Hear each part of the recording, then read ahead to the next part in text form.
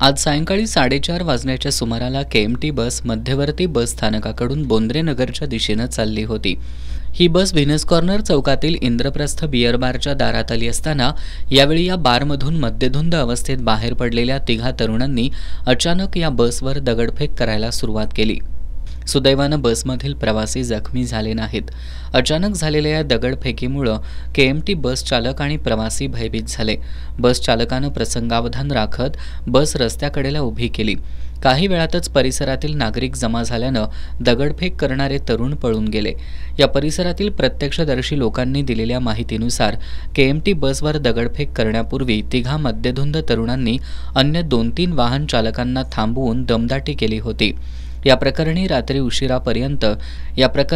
उशिरापर्यंत शाहूपुरी पोलीस ठाण्यात गुन्हा दाखल करण्याचं काम सुरू होतं।